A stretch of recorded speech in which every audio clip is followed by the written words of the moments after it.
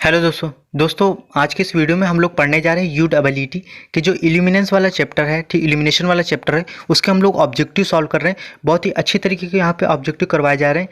ठीक है दोस्तों, यहाँ पर आपको इंग्लिश में जरूर दिखाई दे रहा है, इस वजह से मैं इसमें ये जो UEET के जो क्वेश्चन इंग्लिश में इस वजह से ला रहा हूँ क्योंकि जो UEET में जो टेक्निकल वर्ड हैं वो बहुत ही ज़्यादा ये हिंदी में बहुत ज़्यादा कठिन हो जाते हैं, आप समझ नहीं पाएंगे। यहाँ पर मैं आपको इंग्लिश वर्ड को हिंदी में भी बहुत अच्छी तरीके से क्वेश्चन को पूरे अच्छे तरीके से हिंदी पे एक्सप्लेन करूँगा। सो आप प्लीज़ आप परेशान मत होइएगा, वीडियो को प्लीज़ पूरा देखिएगा अच्छे से। ठीक है दोस्तों, यहाँ पर हम लोग 20 क्वेश्चन सॉल्व कर चुके थे।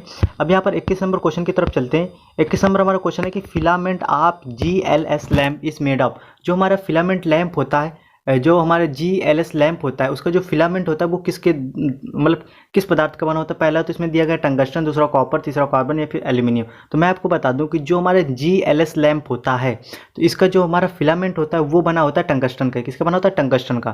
ठीक है दोस्तों, तो इसमें ऑप्शन नंबर हमारा ए सही है। इसके बाद 22 नंबर हम लोग क्वेश्चन की तरफ चलते हैं कि find diameter tungsten wires are made by. तो मतलब फाइंड, यहाँ फाइंड नहीं, यहाँ फाइन है। फाइन डायमीटर यानी कि बहुत ही अच्छे डायमीटर से जो टंगस्टन वायर होता है वो कैसे बना जाता है? तो सिंपल सा कैसे, वायर को ड्राइंग करके यानी कि वायर को खींच करके यानी। तो ऑप्शन नंबर इसमें हमारा डी सही है। ठीक है दोस्तों, इसके बाद हमारा 23rd नंबर क्वेश्चन है कि what percentage of the input energy is radiated by filament lamp.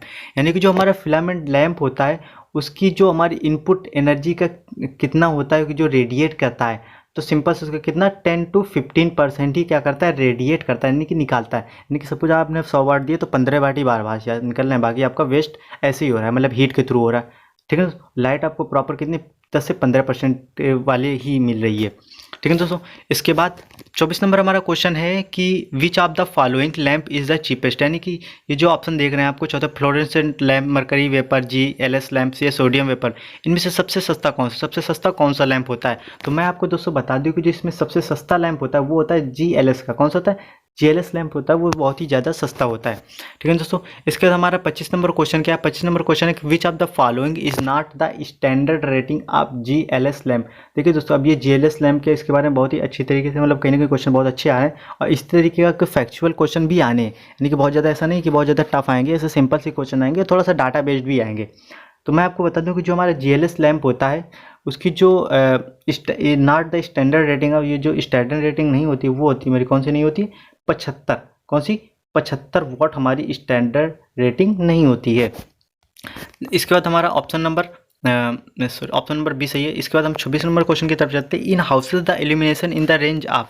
जो हाउस होते हैं उनमें इल्यूमिनेशन का रेंज कितना होता है? सिंपल सा, तो जो हमारे हाउस होते हैं उनमें इल्यूमिनेशन का रेंज होता है 60 से 65 ल्यूमेन वाट। क्या होता है? 60 से 65 ल्यूमेन वाट, यानी कि चौथा नंबर ऑप्शन हमारा सही है। ठीक है दोस्तों, इसके बाद हम लोग बात करते हैं 27 नंबर क्वेश्चन की। The illumination is directly proportional to the cosine of the angle made by normal and illuminated surface with the direction of incident flux above statement. अब सिंपल सा आप देखिए, आप इसको बहुत ज़्यादा याद नहीं, बस इतना समझ लीजिए कि जहाँ कहीं पर भी कोसाइन की बात करें यानी इल्यूमिनेशन इज डायरेक्टली कोसाइन, आपको इस चीज़ को याद रखना है। तो ये किसकी बात करता है? ये हमारा सिंपल सी बात करता है लैम्बर्ट कोसाइन लॉ। किसके बारे? जो कि हमारा किसी से होता है रिलेटेड है, ये हमारा रिलेटेड है इल्यूमिनेशन से। ठीक है दोस्तों, तो ये क्या होता है? वो होता है हमारा लैम्बर्ट कोसाइन लॉ। इसके बाद हमारा 28 नंबर क्वेश्चन है कि the colour of sodium vapour discharge lamp. जो हमारा सोडियम वेपर डिस्चार्ज लैम्प होता है उसका कलर क्या होता है? दोस्तों मैं आपको बता दूं कि जो सोडियम वेपर डिस्चार्ज लैम्प होता है उसका जो हमारा कलर होता है वो होता है हमारा येलो। कैसा होता है? येलो होता है। ठीक है दोस्तों, इसके बाद हम लोग 29 नंबर क्वेश्चन की तरफ चलते हैं कि जो हमारा carbon arc lamp are commonly use, यानी कि जो कार्बन आर्क लैम्प होता है उसका सबसे ज़्यादा कॉमन तरीके से प्रयोग कहाँ पर किया जाता है? ठीक है दोस्तों, तो मैं आपको बता दूं कि जो हमारा कार्बन आर्क लैम्प होता है वो कॉमनली यानी कि सामान्यतः कहाँ पर यूज किया जाता है? सिनेमा प्रोजेक्टर्स में। किसमें यूज किया जाता है? सिनेमा प्रोजेक्टर में। ठीक है दोस्तों, इसके बाद हम लोग 30 नंबर क्वेश्चन की तरफ चलते हैं कि desired illumination level on the working plane depends upon.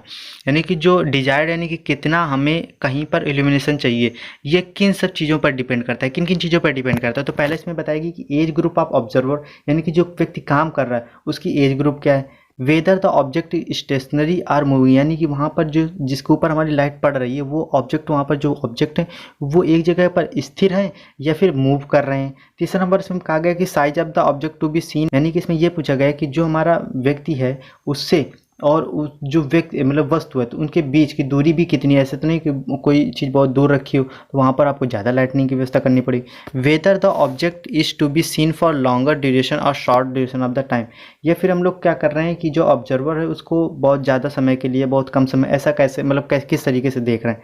तो अगर आप बात करें तो कहीं ना कहीं जो इल्यूमिनेशन का फैक्टर इन सभी चीज़ों पर डिपेंड करता है, यानी कि हमारा एज ग्रुप क्या है, ऑब्जर्वर के यानी कि जो काम कर रहा है लाइट में भी कुछ भी कर रहा है, वहाँ पर कितनी दूर कोई वस्तु रखी है, ये इन सारी चीज़ों पर हमारा कहीं ना कहीं ये डिपेंड करता है इल्यूमिनेशन का लेवल। ठीक है दोस्तों, इसमें अब ऑप्शन नंबर हमारा ई सही हुआ। इसके बाद हम लोग 31 नंबर क्वेश्चन की तरफ चलते हैं कि on which of the following factors does the depreciation और मेंटेनेंस फैक्टर डिपेंड्स, यानी कि किन सब चीज़ों पे हमारे डिप्रिसिएशन और मेंटेनेंस फैक्टर डिपेंड करता है। तो सिंपल सा है कि lamp cleaning schedule, ageing of the lamp, type of the work carried out the premises, all of the above factor, यानी कि सिंपल सा है तो इन सभी चीज़ों पर कहीं ना कहीं हमारी जो डिप्रिसिएशन जो होता है या मेंटेनेंस फैक्टर होता है, ये सारे के सारे हमारे यानी कि लैंप कब साफ़ किया जा रहा है, किसकी कितनी आयु है, और टाइप ऑफ वर्क उससे कैसा मतलब किस जगह पर कैसा वर्क लिया जा रहा है, ये सारा इन सभी चीज़ों पर हमारे मेंटेनेंस और ये क्या करता है डिप्रिसिएशन फैक्टर डिपेंड करता है, यानी कि इसमें ऑप्शन नंबर हमारा डी सही है। ठीक है दोस्तों, इसके बाद हम लोग 32 नंबर क्वेश्चन की तरफ चलते हैं। 32 नंबर हमारा क्वेश्चन क्या है कि in lightning installing using filament drive 1% voltage drop results into. ठीक है दोस्तों, इसमें सिंपल से ये बताया कि लाइटनिंग को इंस्टॉल करने में जो फिलामेंट्स लैम्प होता है उसका 1% वोल्टेज ड्रॉप किस में मतलब क्या होता है, तो वो 3.5% loss in the light output, जो कितना क्या होता है कि वो 3.5% लॉस क्या होता है वो लाइट आउटपुट का हो जाता है। इसके बाद हमारा 33 नंबर क्वेश्चन है कि for the same lumen output running cost of the fluorescent lamp is, यानी कि आपको ल्यूमेन आउटपुट यानी कि जितनी आपको लाइट चाहिए उतनी तो उतनी ही है, मतलब फिक्स मिल रही, लेकिन अगर हम उसके दूसरे किसी लैंपों से तुलना करें, किसकी, फ्लोरोसेंट लैंप की, तो क्या होगा, मतलब उसकी रनिंग कास्ट कैसी होगी, ज़्यादा होगी कम होगी। ठीक है दोस्तों, या बहुत ज़्यादा होगी या फिर बराबर होगी। तो मैं सिंपल आपको बता दूं कि जो हमारे फ्लोरोसेंट लैंप होते हैं उनकी रनिंग कास्ट कैसी होगी, सेम ल्यूमेन आउटपुट के लिए less than of filament lamp, यानी कि फिलामेंट लैम्प से कैसी होगी, कम होगी। ठीक है दोस्तों, इसके बाद हम लोग अगले क्वेश्चन 34 नंबर की बात करते हैं। For the same power output के लिए क्या होता है, तो low voltage rated lamps will be more study, यानी कि जो हमारे लो वोल्टेज का जो लैम्प्स होते हैं वो मोर स्टडी यानी कि बहुत ज़्यादा स्टडी होते हैं। ठीक है दोस्तों, इसके बाद हम लोग बात करते हैं अगले क्वेश्चन नंबर 35 की। The cost of fluorescent lamp is more than that of incandescent lamp because which of the following factor, यानी कि किन कारणों से तो जो फ्लोरोसेंट लैम्प की जो होती है कॉस्ट होती है वो इनकैंडिसेंट लैम्प से ज़्यादा होती है। ठीक है, तो पहला तो इसमें ऑप्शन दिया गया है कि more labour is required in this manufacturing, number of components use in more, quantity of glass use in more. तो अब देखें ये सारी चीज़ें हमारी कहीं ना कहीं ज़्यादा पड़ती हैं, इस वजह से क्या होता है कि जो हमारी फ्लोरोसेंट लैम्प की जो कॉस्ट होती है कहीं ना कहीं क्या होती है, ज़्यादा होती है। ठीक है दोस्तों, इसके बाद हम लोग बात करते हैं 36 नंबर क्वेश्चन की कि filament lamp is starting will take current. Starting में क्या होता है कि करंट कैसा लेता है, कितना लेता है, कम लेता है, ज़्यादा लेता है, बराबर लेता है। तो सिंपल से मैं आपको बता दूं जो फिलामेंट लैम्प होते हैं वो स्टार्टिंग में क्या होता है कि अपनी जितनी उनको रनिंग करंट को मतलब प्रॉपर वर्क करने में जो रनिंग टाइम में जो जितनी करंट चाहिए उसे कहीं ना कहीं ज़्यादा ही जरूरत पड़ती है। ठीक है दोस्तों, तो इसका ऑप्शन नंबर हमारा कौन सा सही है, सिंपल सा सी नंबर सही है। ठीक है दोस्तों, इसके बाद हम लोग बात करते हैं 37 नंबर क्वेश्चन की। ठीक है दोस्तों, 37 number a reflector is provided to, reflector का प्रयोग क्यों करते हैं, तो प्रोटेक्ट द लैम्प को प्रोटेक्ट करने के लिए, प्रोवाइड द बेटर इल्यूमिनेशन, अच्छा इल्यूमिनेशन प्राप्त करने के लिए, अवॉइड ग्लेयर को अब बचाने के लिए, ग्लेयर को मतलब होता है परछाई वगैरह। ठीक है दोस्तों, तो सिंपल सा मैं बता दूं इन सभी चीज़ों से हम लोग कहीं ना कहीं मतलब सुरक्षा के लिए हम लोग इसका रिफ्लेक्टर का प्रयोग करते हैं, यानी कि रिफ्लेक्टर से ये सारे काम कहीं ना कहीं किए जाते हैं, यानी कि do all of the above, यानी कि इसमें कौन सा ऑप्शन नंबर डी नंबर सही है। ठीक है दोस्तों, इसके बाद 38 नंबर क्वेश्चन क्या है, purpose of coating the fluorescent lamp from inside with white powder is.